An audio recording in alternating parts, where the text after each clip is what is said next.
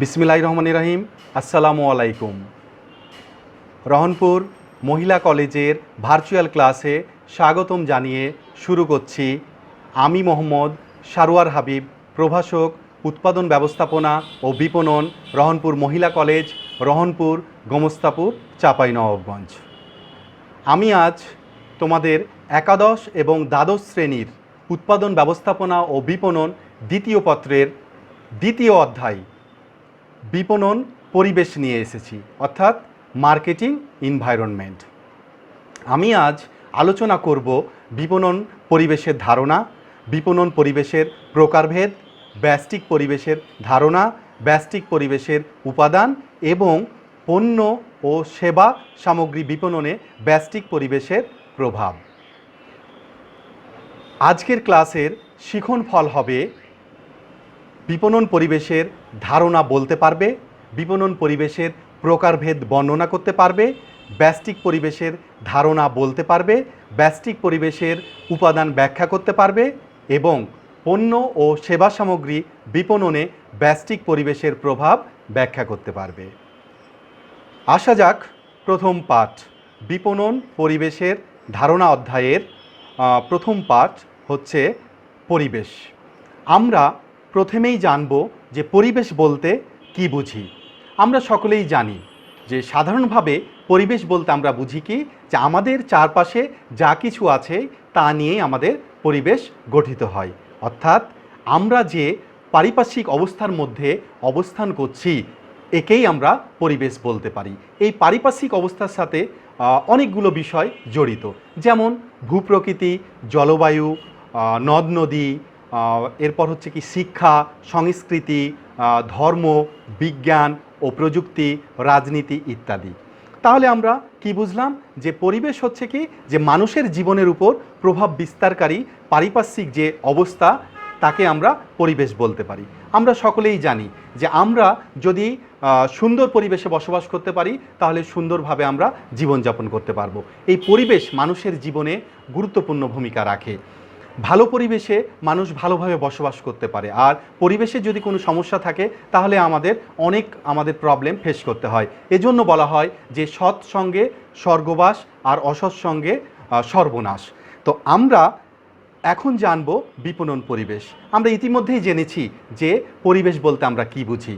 তো আমরা জানি যে ব্যবসা করতে হলে আমাদের বিপণন পরিবেশ সম্পর্কে জানতে হবে। আর এই বিপণন পরিবেশ সম্পর্কে জানার আগে আমরা একটু গল্প করি। মনে করো যে আমি দীর্ঘদিন ধরে একটি ব্যবসা করার পরিকল্পনা করছি। তো এই ব্যবসা করতে হলে অনেকগুলো বিষয় আমাকে বিবেচনা করতে হবে। যেমন যে শুরুতেই ব্যবসা করার জন্য আমার কি প্রয়োজন, আমার কাঁচামাল দরকার। তাহলে এই কাঁচামাল বা উপকরণ আমাকে যারা সরবরাহ করবে, অর্থাৎ সরবরাহকারী আমাদেরকে নির্বাচন করতে হবে। এর পাশাপাশি আমার প্রতিযোগী কোম্পানি, অর্থাৎ আমি যে পণ্য উৎপাদন করব এর যে প্রতিযোগী কোম্পানিগুলো আছে তাদের পণ্য সম্পর্কে আমাকে জানতে হবে এবং তাদের যে বিপণন কর্মসূচি সেটা সম্পর্কে আমাকে জানতে হবে। পাশাপাশি তাদের কৌশল সম্পর্কে আমাকে জানতে হবে। এরপর আমাকে তাদের সাথে প্রতিযোগিতা করার জন্য আমার কৌশলটা আমাকে নির্ধারণ করতে হবে। এছাড়াও কি আমার ভোক্তাদের চাহিদা সম্পর্কে জানতে হবে, ভোক্তারা কোন পণ্যে আকৃষ্ট হবে এবং কোন সেবাগুলো দিলে তারা দীর্ঘদিন আমার পণ্য ভোগ করবে, এই বিষয়গুলো আমাকে জানতে হবে। এর পাশাপাশি কি, যে আমাকে ক্রেতাদের আর্থিক অবস্থা, অর্থাৎ ক্রেতাদের ক্রয় ক্ষমতা কেমন, এই বিষয়টিকে আমাকে জানতে হবে। এর পাশাপাশি কি, যে প্রাকৃতিক পরিবেশ সম্পর্কেও আমাকে জানতে হবে, যে কোন দেশে বা আমি কোন দেশের জন্য পণ্য উৎপাদন করব, সেই দেশের কত মাস শীতকাল বা কত মাস বর্ষাকাল, এই বিষয়গুলো কিন্তু আমাকে মাথায় রাখতে হবে। তাহলে দেখো যে আমি যে ব্যবসার যে পরিকল্পনাটা নিয়েছি দীর্ঘদিন ধরে, তো অনেকগুলো বিষয় আমাকে বিবেচনায় নিয়ে আসতে হচ্ছে। তাহলে কি আমরা বলতে পারি যে এই ব্যবসার জন্য এই বিপণন পরিবেশ সম্পর্কে আমাদের পর্যাপ্ত জ্ঞান অর্জন করার পরেই আমরা কি ব্যবসা শুরু করতে পারি। তো প্রথমে আসা যাক কি, যে বিপণন পরিবেশ কি। তো বিপণন পরিবেশ হচ্ছে কি, যে কতগুলো পক্ষ বা শক্তি বা পারিপার্শ্বিক উপাদান নিয়ে গঠিত, যেগুলো কোনো পণ্য বা সেবা বিপণনে প্রত্যক্ষ এবং পরোক্ষভাবে প্রভাব বিস্তার করতে পারে। অর্থাৎ বিপণন পরিবেশ কতগুলো পক্ষ, শক্তি বা উপাদানের সমন্বয়ে গঠিত, যা প্রত্যক্ষ বা পরোক্ষভাবে প্রভাব বিস্তার করতে পারে। তাহলে আশা করি যে আমরা বিপণন পরিবেশ সম্পর্কে জানতে পেরেছি বা বুঝতে পেরেছি। এবার আমরা আলোচনা করব বিপণন পরিবেশের প্রকারভেদ। আমরা জানি যে এই বিপণন পরিবেশকে মূলত দুইটি ভাগে ভাগ করা যায়, একটি হচ্ছে ব্যষ্টিক পরিবেশ এবং একটি হচ্ছে সামষ্টিক পরিবেশ। তো প্রথমে আসা যাক কি ব্যষ্টিক পরিবেশ। এই ব্যষ্টিক পরিবেশ শব্দটির ইংরেজি শব্দ হচ্ছে কি মাইক্রো এনভায়রনমেন্ট, অর্থাৎ মাইক্রো শব্দটির বাংলা শব্দ হচ্ছে কি ছোট বা ক্ষুদ্র। এই মাইক্রো শব্দটি গ্রিক শব্দ মিক্রোজ থেকে এসেছে, অর্থাৎ যার অর্থটা হচ্ছে কি যে ক্ষুদ্র বা ছোট। তাহলে ব্যষ্টিক পরিবেশ মানে আমরা সাধারণভাবে বুঝতে পারছি কি যে ছোট একটি পরিবেশের কথা বলা হচ্ছে। তো ব্যষ্টিক পরিবেশ বলতে আমরা কি বুঝি? ব্যষ্টিক পরিবেশ হচ্ছে ওই সকল পক্ষ বা শক্তি বা উপাদান নিয়ে গঠিত যেগুলো মানে নিয়ন্ত্রণ করে, যেগুলো নিয়ন্ত্রণ করবে, যে প্রভাব বিস্তার করবে, প্রত্যক্ষভাবে প্রভাব বিস্তার করবে, অর্থাৎ প্রত্যক্ষভাবে প্রভাব বিস্তারকারী কিছু উপাদান, পক্ষ, শক্তি নিয়ে এই ব্যষ্টিক পরিবেশটি গঠিত।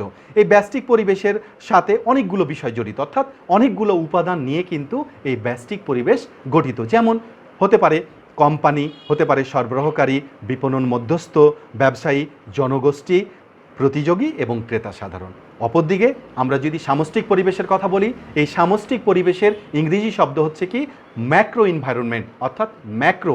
এই ম্যাক্রো শব্দটি এসেছে গ্রিক শব্দ ম্যাক্রোজ থেকে, যার অর্থ হচ্ছে কি বৃহৎ বা বড়। তাহলে সামষ্টিক পরিবেশ বলতে আমরা বুঝি কি ম্যাক্রো এনভায়রনমেন্ট, অর্থাৎ বড় বা বৃহৎ পরিবেশ। তো এই সামষ্টিক পরিবেশ বলতে আমরা বুঝি যে কতগুলো পক্ষ, শক্তি বা পারিপার্শ্বিক যে উপাদানগুলো যেগুলো পরোক্ষভাবে প্রভাব বিস্তার করতে পারে, এমন উপাদান নিয়েই কিন্তু এই সামষ্টিক পরিবেশ গঠিত। যার মধ্যে কি আছে? অনেকগুলো উপাদান আছে, যেমন জনসংখ্যাগত পরিবেশ আছে, অর্থনৈতিক পরিবেশ আছে, প্রাকৃতিক পরিবেশ, প্রযুক্তিগত পরিবেশ, রাজনৈতিক পরিবেশ এবং সাংস্কৃতিক পরিবেশ আছে। তাহলে আমরা আশা করি যে তোমরা বুঝতে পেরেছো যে বিপণন পরিবেশকে মূলত দুইটি ভাগে ভাগ করা যায়, একটি হচ্ছে ব্যষ্টিক পরিবেশ এবং অপরটি হচ্ছে সামষ্টিক পরিবেশ। ব্যষ্টিক পরিবেশ অর্থাৎ হচ্ছে ক্ষুদ্র পরিবেশ, আর সামষ্টিক পরিবেশ অর্থাৎ হচ্ছে কি যে বৃহৎ বা বড় পরিবেশ। ব্যষ্টিক পরিবেশ প্রত্যক্ষভাবে প্রভাব বিস্তার করে আর সামষ্টিক পরিবেশটা পরোক্ষভাবে প্রভাব বিস্তার করতে পারে। এবার আমরা আলোচনা করব ব্যষ্টিক পরিবেশের ধারণা, অর্থাৎ ব্যষ্টিক পরিবেশ বলতে আমরা কি বুঝি। ইতিপূর্বেই আমরা ব্যষ্টিক পরিবেশ সম্পর্কে কিছুটা ধারণা পেয়েছি। তো আমরা কি বলতে পারি যে ব্যষ্টিক পরিবেশ হচ্ছে কি কতগুলো পক্ষ, শক্তি অথবা উপাদানের সমষ্টিকে বোঝায় যেগুলো নিয়ন্ত্রণযোগ্য এবং প্রতিষ্ঠানের বিপণন কার্যক্রমকে সরাসরি প্রভাবিত করতে পারে।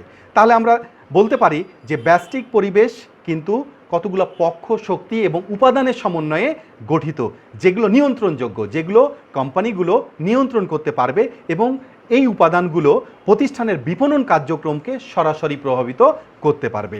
আমরা পরবর্তী পাঠে আরও বিস্তারিত আলোচনা করব। এবার আমরা দেখি যে ব্যষ্টিক পরিবেশের উপাদান, অর্থাৎ ব্যষ্টিক পরিবেশের মোট কয়টি উপাদান আছে এবং কি কি। তো আমরা দেখতে পাচ্ছি যে ব্যষ্টিক পরিবেশের মোট উপাদান হচ্ছে 6টি। তাহলে প্রথমে আসা যাক কোম্পানি। কোম্পানি বলতে আমরা মূলত কি বুঝি? কোম্পানি বলতে আমরা বুঝি যে কতগুলো সদস্যদের সম্মিলিত চেষ্টায় গড়ে ওঠা আইনগত বৈধ প্রতিষ্ঠানকে কোম্পানি বলে। অর্থাৎ কোম্পানি হতে হলে কতগুলো সদস্যদের সম্মিলিত চেষ্টা থাকতে হবে, চেষ্টায় গড়ে উঠবে এমন আইনগত প্রতিষ্ঠানকে আমরা কোম্পানি বলতে পারি। তাহলে এই ব্যষ্টিক পরিবেশের এই কোম্পানি উপাদানটি অনেক গুরুত্বপূর্ণ একটি উপাদান। একটি কোম্পানিতে অনেকগুলো বিভাগ থাকতে পারে, যেমন ক্রয় বিভাগ, উৎপাদন বিভাগ, বিপণন বিভাগ, হিসাব বিভাগ, গবেষণা উন্নয়ন বিভাগ, অর্থ বিভাগ, হিসাব বিভাগ ইত্যাদি ইত্যাদি। তাহলে একজন বিপণনকারীকে এই ব্যষ্টিক পরিবেশের এই কোম্পানি উপাদানটিকে খুব গুরুত্ব সহকারে বিবেচনায় নিয়ে আসতে হবে। এরপর ব্যষ্টিক পরিবেশের আরও একটি উপাদান আছে যেটির নাম হচ্ছে সরবরাহকারী, অর্থাৎ সাপ্লায়ার। এই সরবরাহকারী বলতে আমরা কি বুঝি? আমাদের উৎপাদন কাজে ব্যবহারের জন্য যেসব ব্যক্তি বা প্রতিষ্ঠান প্রয়োজনীয় উপকরণ সরবরাহ করে তাদেরকে আমরা বলতে পারি কি সরবরাহকারী। স্বাভাবিকভাবে আমরা যদি কোনো কিছু উৎপাদন করতে যাই তাহলে আমাদের প্রয়োজন কি উপকরণ, অর্থাৎ হচ্ছে কাঁচামাল। আর এই কাঁচামাল অথবা এই উপকরণগুলো যে সকল ব্যক্তি বা প্রতিষ্ঠান সরবরাহ করে থাকে তাদেরকে আমরা বলতে পারি এই সরবরাহকারী। এই সরবরাহকারী কিন্তু অনেক গুরুত্বপূর্ণ উপাদান এই ব্যষ্টিক পরিবেশের। এবার আসা যাক 3 নম্বর উপাদান ব্যষ্টিক পরিবেশের, সেটি হচ্ছে কি বিপণন মধ্যস্থ ব্যবসায়ী। এই বিপণন মধ্যস্থ ব্যবসায়ী অর্থাৎ মার্কেটিং ইন্টারমিডিয়ারিজ, অর্থাৎ এই বিপণন মধ্যস্থব্যয়ী বলতে আমরা কাকে বুঝি? যে সকল ব্যক্তি বা প্রতিষ্ঠান কোম্পানির পণ্য বা সেবা সামগ্রী চূড়ান্ত ভোক্তার কাছে পৌঁছে দেয়। অর্থাৎ উৎপাদিত পণ্য যখন কোনো চূড়ান্ত ভোক্তার নিকট যে সকল ব্যক্তি বা প্রতিষ্ঠান পৌঁছে দেওয়ার কাজটি করে থাকে তাদেরকে আমরা বলতে পারি বিপণন মধ্যস্থ ব্যবসায়ী। এই বিপণন মধ্যস্থ ব্যবসায়ীর মধ্যে অনেকেই থাকতে পারে, যেমন পাইকার থাকতে পারে, খুচরা ব্যবসায়ী থাকতে পারে, আড়তদার থাকতে পারে, বিভিন্ন প্রতিনিধি থাকতে পারে, দালাল থাকতে পারে ইত্যাদি। এই বিপণন মধ্যস্থ ব্যবসায়ী এই ব্যষ্টিক পরিবেশের আরও একটি গুরুত্বপূর্ণ উপাদান। এবার 4 নম্বর যে উপাদান সেটি হচ্ছে প্রতিযোগী। প্রতিযোগী শব্দটির সাথে আমরা সকলেই পরিচিত। এই প্রতিযোগী বলতে আমরা কাদের বুঝি? যারা সমজাতীয় পণ্য বা সেবা তৈরি করে এমন প্রতিপক্ষকে আমরা প্রতিযোগী বলতে পারি। অর্থাৎ ব্যবসায়িক প্রতিপক্ষ যারা সমজাতীয় পণ্য বা সেবা তৈরি করে তারাই হচ্ছে প্রতিযোগী। ব্যবসার প্রত্যেকটা ক্ষেত্রেই প্রতিযোগিতা বিদ্যমান, আর এই প্রতিযোগী হচ্ছে ব্যষ্টিক পরিবেশের অনেক গুরুত্বপূর্ণ উপাদান। এই প্রতিযোগী সম্পর্কে বিপণনকারীদের অনেক বেশি সজাগ থাকতে হবে। আশা করি এই প্রতিযোগী উপাদানটি তোমরা বুঝতে পেরেছো। এবার 5 নম্বর যে উপাদান সেটি হচ্ছে কি জনগোষ্ঠী। জনগোষ্ঠী বলতে আমরা কি বুঝি? এই জনগোষ্ঠী বলতে সাধারণত জনসাধারণকেই বোঝায়। জনসাধারণ যারা প্রত্যক্ষ এবং ভবিষ্যৎ যাদের ইন্টারেস্ট আছে এই কোম্পানির প্রতি তাদেরকে আমরা জনগোষ্ঠী বলতে পারি। অর্থাৎ কোম্পানির কার্যক্রমে যারা সরাসরি প্রভাব বিস্তার করতে পারে এমন জনসাধারণকেই আমরা জনগোষ্ঠী বলতে পারি। এই জনগোষ্ঠী কিন্তু ব্যষ্টিক পরিবেশের আরও একটি গুরুত্ব উপাদান। এরপর 6 নম্বর যে উপাদানটি হচ্ছে ক্রেতা সাধারণ। ক্রেতা সাধারণ কারা? যারা উৎপাদিত পণ্য ক্রয় করে এমন ব্যক্তি বা প্রতিষ্ঠানকে আমরা ক্রেতা সাধারণ বলতে পারি। এই ক্রেতা সাধারণরা কিন্তু বিপণনকারীদের জন্য অর্থাৎ কোম্পানিদের জন্য অনেক গুরুত্বপূর্ণ একটি ফ্যাক্টর। কারণ ক্রেতা সাধারণ যদি সন্তুষ্ট থাকে তাহলে আমরা ব্যবসা দীর্ঘ সময়ে রান করতে পারবো। আর বিভিন্ন বিপণনকারীরা ক্রেতা সাধারণকে প্রায়োরিটি দিয়েই কিন্তু তাদের পণ্য বিপণন করে যাচ্ছে। অর্থাৎ একটা বিপণনে স্লোগান আছে, a customer is not dependent on us, we are dependent on customer. অর্থাৎ ক্রেতারা আমাদের উপর নির্ভরশীল না, বরং আমরাই ক্রেতাদের উপর নির্ভরশীল। অর্থাৎ ক্রেতাদের প্রায়োরিটি দিয়েই কিন্তু বিপণন কার্যক্রম পরিচালিত হয়। তাহলে আমরা দেখতে পাচ্ছি এই ব্যষ্টিক পরিবেশের এই ক্রেতা সাধারণও কিন্তু একটি গুরুত্বপূর্ণ উপাদান।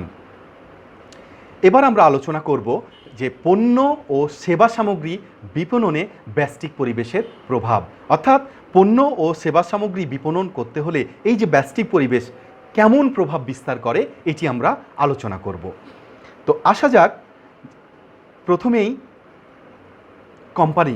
আমরা তো জানি, ইতিপূর্বেই আমরা শিখতে পেরেছি যে ব্যষ্টিক পরিবেশের একটি উপাদানের নাম হচ্ছে কোম্পানি, এবং আমরা অলরেডি শিখে ফেলেছি কোম্পানি কি। কোম্পানি হচ্ছে কতগুলো সদস্যদের সম্মিলিত চেষ্টায় গড়ে ওঠা আইনগত বৈধ প্রতিষ্ঠানকে আমরা বলতে পারি কোম্পানি। তো এই যে কোম্পানি, এই কোম্পানিতে অনেকগুলা বিভাগ বা অনেকগুলা বিভাগের কার্যক্রম বিদ্যমান, যেমন উচ্চতর ব্যবস্থাপনা, অর্থায়ন, গবেষণা উন্নয়ন, ক্রয়, উৎপাদন, হিসাব ও বিপণন। তো একজন বিপণনকারীকে এই কোম্পানি সম্পর্কে ব্যাপক জ্ঞান অর্জন করতে হবে। যেমন এই কোম্পানির বিভিন্ন বিভাগগুলো একে অপরের সাথে জড়িত। যেমন আমরা একটা এক্সাম্পল দিতে পারি যে ক্রয় বিভাগ যদি সময় মতো আমাদের কাঁচামাল সরবরাহ করতে না পারে তাহলে উৎপাদনে ব্যাঘাত ঘটবে। তাহলে যে ক্রয় বিভাগের দুর্বলতার কারণে তার প্রভাবটা উৎপাদন বিভাগে পড়বে, আর উৎপাদন বিভাগের প্রভাবটা কিন্তু বিপণন বিভাগে পড়বে। তাহলে আমরা দেখতে পাচ্ছি প্রত্যেকটা বিভাগের সাথে ওতপ্রোতভাবে জড়িত। উচ্চতর ব্যবস্থাপনার কথা যদি আমরা বিবেচনা করি, উচ্চতর ব্যবস্থাপনায় মূলত নীতি নির্ধারণ করা হয় এবং বিভিন্ন কৌশল নিরূপণ করা হয়। আবার অর্থায়ন বিভাগ যদি সময় মতো এবং পর্যাপ্ত পরিমাণে অর্থ সরবরাহ না করে তাহলেও কিন্তু এই ব্যষ্টিক পরিবেশের প্রভাবটা আমরা লক্ষ্য করতে পারবো। আবার গবেষণা উন্নয়নের ক্ষেত্রে যদি আমরা বিবেচনা করি, তো বিভিন্ন একটা কোম্পানির বিভিন্ন সমস্যার সমাধান এবং এই সমাধানের জন্য এই গবেষণা বিভাগ কিন্তু বিভিন্ন ধরনের গবেষণা চালিয়ে যায় এবং বিভিন্ন সমস্যার পরিপ্রেক্ষিতে বিভিন্ন সমাধান দিয়ে থাকে। তাহলে এই গবেষণা এবং উন্নয়ন বিভাগটাও কিন্তু প্রভাব বিস্তার করতে পারে একটা কোম্পানিতে। এবং ক্রয় বিভাগ, আগেই বলেছি, ক্রয় বিভাগের কার্যক্রমের উপর নির্ভর করছে উৎপাদন বিভাগের কার্যক্রম। এবার হিসাব নিকাশের যে বিষয়টা আসে, যে বিভিন্ন কোম্পানির হিসাব নিকাশের যে বিভাগ, তাদের কাজ হচ্ছে কি, যে বিভিন্ন ধরনের আয় ব্যয়ের হিসাব করা এবং মুনাফার হিসাব করা। তো এই হিসাব বিভাগ যদি দক্ষতার সাথে তাদের কার্যক্রমগুলো করতে না পারে, তাহলে কিন্তু এই বিভাগটিও কিন্তু প্রভাব বিস্তার করতে পারবে। এবং শেষে বিপণন বিভাগের কার্যক্রমগুলো যদি সুষ্ঠুভাবে পরিচালিত না হয়, তাহলে কিন্তু এটি প্রভাব বিস্তার করতে পারে। তাহলে আমরা দেখতে পেলাম যে ব্যষ্টিক পরিবেশের যে কোম্পানি উপাদানটি, এই উপাদানটি পণ্য ও সেবা সামগ্রী বিপণনে কিন্তু কিভাবে প্রভাব বিস্তার করে, এটি কিন্তু আমরা অলরেডি বুঝতে পেরেছি। এবার দেখা যাক সরবরাহকারী। আমরা জানি যে ব্যষ্টিক পরিবেশের দ্বিতীয় উপাদানটি হচ্ছে কি সরবরাহকারী বলতে আমরা ইতিমধ্যেই জেনেছি যে সকল ব্যক্তি বা প্রতিষ্ঠান বিভিন্ন ধরনের কাঁচামাল বা উপকরণ সরবরাহ করে থাকে পণ্য উৎপাদনের জন্য, তাদেরকে আমরা সরবরাহকারী বলতে পারি। তাহলে এই সরবরাহকারীরাও কিন্তু পণ্য ও সেবা সামগ্রী বিপণনে প্রভাব বিস্তার করতে পারে। কিভাবে প্রভাব বিস্তার করতে পারে, তাহলে দেখা যাক।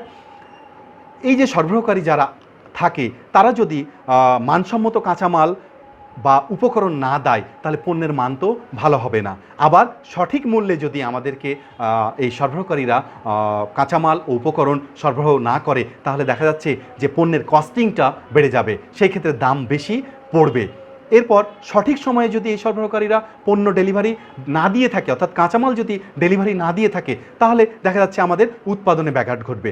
আবার প্রয়োজনীয় পরিমাণ, অর্থাৎ পর্যাপ্ত পরিমাণে যদি কাঁচামাল বা উপকরণ এই সরবরাহকারীরা না দেয় আমাদের, তাহলে আমাদের উৎপাদনেও কিন্তু ব্যাঘাত ঘটবে। তাহলে আমরা দেখতে পাচ্ছি যে এই সরবরাহকারীরাও কিন্তু পণ্য ও সেবা সামগ্রী বিপণনে ব্যষ্টিক পরিবেশের প্রভাব বিস্তার করতে পারে।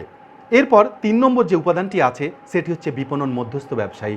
বিপণন মধ্যস্থ ব্যবসায়ী হচ্ছে তারাই যারা কি যে চূড়ান্ত ভোক্তার নিকট যারা উৎপাদিত পণ্য পৌঁছে দেওয়ার কাজটি করে, তাদেরকে আমরা বিপণন মধ্যস্থ ব্যবসায়ী বলতে পারি। তো এই যে বিপণন মধ্যস্থ ব্যবসায়ী বিভিন্ন ধরনের হতে পারে, যেমন প্রতিনিধি মধ্যস্থ ব্যবসায়ী, যারা পণ্যের মালিকানা সরাসরি কিনে নেয় না, যারা কোম্পানির প্রতিনিধি হিসাবে তারা কমিশনের ভিত্তিতে কাজ করে।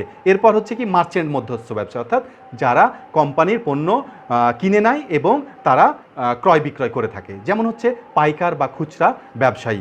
এরাও কিন্তু এই প্রভাব বিস্তার করতে পারে। এছাড়া বিভিন্ন বিপণন সেবা সংস্থা আছে, বস্তুগত বণ্টন কাজে নিয়োজিত ফার্মসমূহ আছে, আর্থিক মধ্যস্থ ব্যবসায়ী আছে। অর্থাৎ সকল প্রকার এই বিপণন মধ্যস্থ ব্যবসায়ী এরা কিন্তু এই পণ্য ও সেবা সামগ্রী বিপণনে প্রভাব বিস্তার করে। অর্থাৎ এরা যদি ঠিকমতো তাদের কাজটি ঠিকমতো করতে না পারে, তাহলে কিন্তু আমাদের এই যে বিপণন কার্যক্রমে ব্যাঘাত ঘটবে। এবার ব্যষ্টিক পরিবেশের যে 4 নম্বর উপাদানটি আছে, অর্থাৎ যে আমরা এই যে প্রতিযোগীর কথা যদি বলি, তাহলে এটিও কিন্তু আমাদের প্রভাব বিস্তার করতে পারে। প্রতিযোগী কারা? যারা সমজাতীয় পণ্য বা সেবা তৈরি করে এমন প্রতিপক্ষকেই আমরা বলতে পারি কি প্রতিযোগী। তাহলে এই যে প্রতিযোগী, তারাও কিন্তু প্রভাব বিস্তার করে। কিভাবে? একজন বিপণনকারী হিসাবে যদি প্রতিযোগী কোম্পানিদের পণ্য সম্পর্কে আমরা জানতে না পারি এবং তাদের যে বিপণন কর্মসূচি সেটা যদি আমরা আইডেন্টিফাই করতে না পারি, তাহলে কিন্তু আমরা পিছিয়ে পড়ব। এই জন্য বিপণনকারীদের প্রতিযোগী চিহ্নিত করতে হবে এবং তাদের সাথে ফাইট করার জন্য উন্নতর কৌশল প্রয়োগ করতে হবে, যাতে প্রতিযোগীদের চাইতে আমরা আরও এগিয়ে থাকতে পারি। তাহলে আমরা দেখতে পেলাম যে প্রতিযোগীও কিন্তু ব্যষ্টিক পরিবেশের উপাদান হিসাবে পণ্য ও সেবা সামগ্রী বিপণনে প্রভাব বিস্তার করতে পারে। এবার আসা যাক জনগোষ্ঠী। আমরা ইতিপূর্বেই জেনেছি যে জনসাধারণকেই মূলত জনগোষ্ঠী বলা হয়, যাদের এই কোম্পানির প্রতি ইন্টারেস্ট রয়েছে বা কোম্পানির কাছে ইন্টারেস্ট রয়েছে। বিভিন্ন ধরনের জনগোষ্ঠী হতে পারে, যেমন অর্থ সংস্থানকারী জনগোষ্ঠী। এরা হচ্ছে কি বিভিন্ন ধরনের ব্যাংক, বিমা, এরাও কিন্তু যদি সঠিক সময়ে পর্যাপ্ত পরিমাণে অর্থর যোগান না দেয়, তাহলে কিন্তু প্রভাবিত হবে আমাদের কার্যক্রম।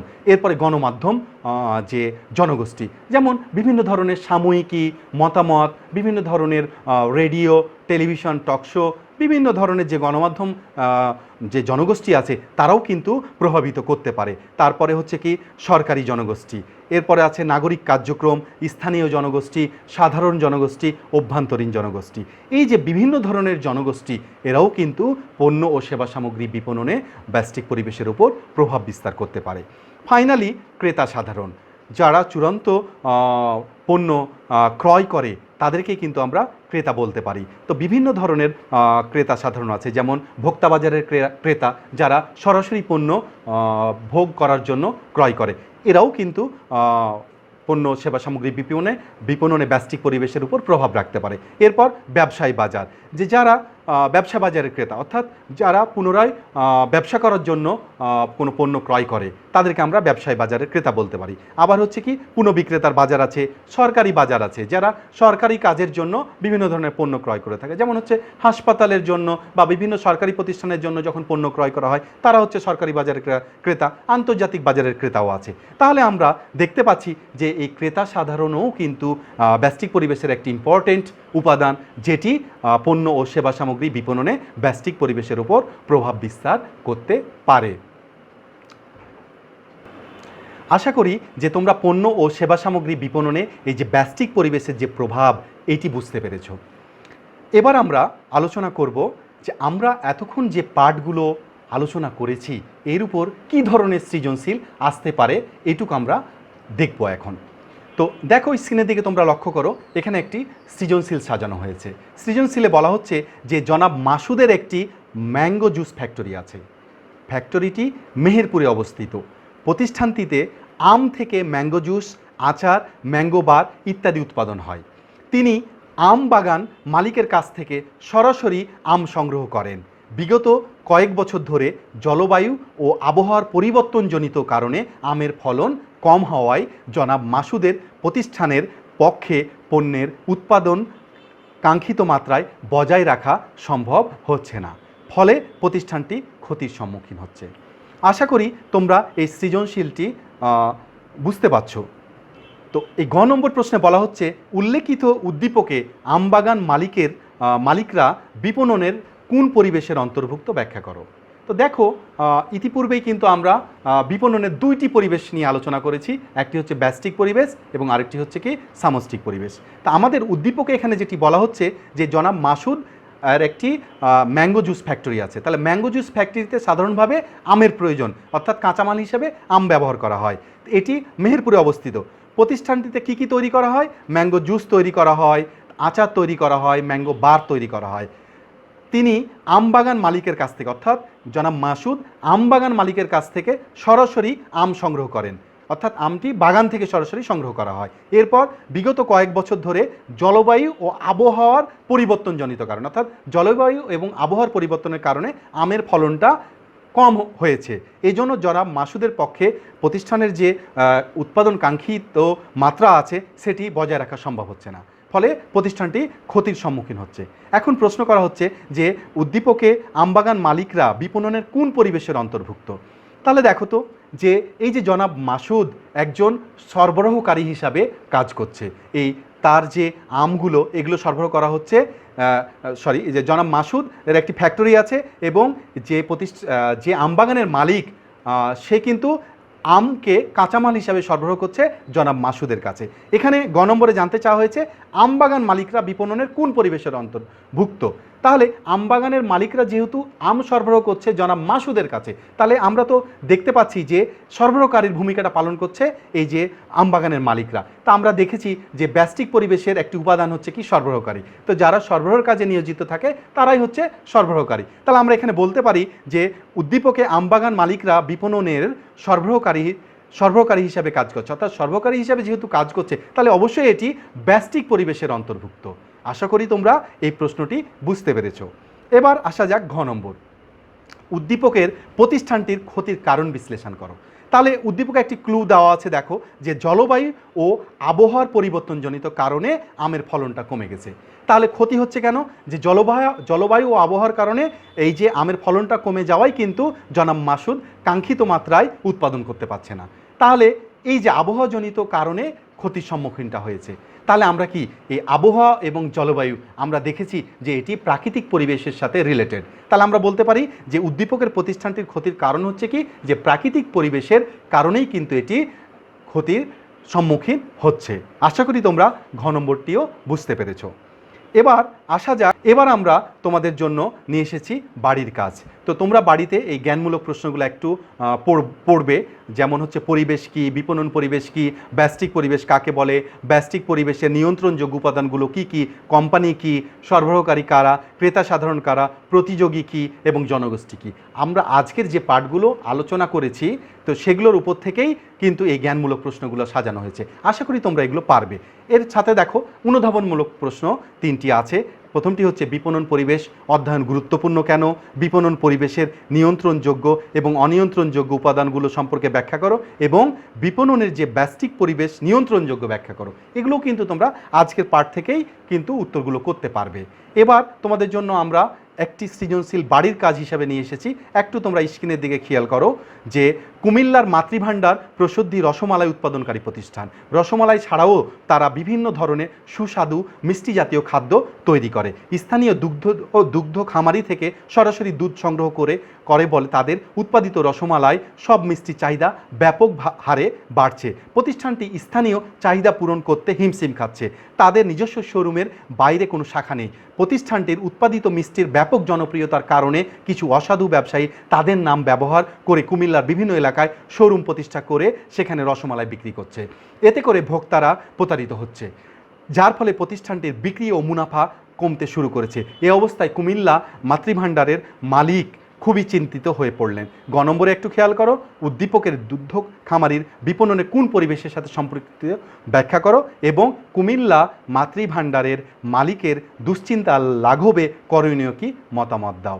আমরা আজকের যে পাঠগুলো আলোচনা করেছি এই পাঠগুলো ভালো মতো পর্যালোচনা করলে এবং বুঝতে পারলে তোমরা এই প্রশ্নটির উত্তর করতে পারবে। আশা করি তোমরা বাড়িতে এই জ্ঞানমূলক, অনুধাবনমূলক এবং এই সৃজনশীল প্রশ্নগুলো সহ আজকের পাঠ সব কিছুই তোমরা ভালোভাবে পড়াশোনা করবে, এবং যদি তোমাদের কোনো সমস্যা থাকে তাহলে আমরা আগামী ক্লাসে আবারও আলোচনা করব। আমরা আজকের ক্লাসের শেষ পর্যায়ে চলে এসেছি। আমরা আগামী ক্লাসে তোমাদের সাথে আমার আবারও দেখা হবে। তোমরা বাসায় সুস্থ থাকো, ভালো থাকো, এবং পরবর্তী ক্লাসে তোমাদের সাথে আবার দেখা হবে এই প্রত্যাশা ব্যক্ত করে আজকের ক্লাস শেষ করছি। আল্লাহ হাফেজ।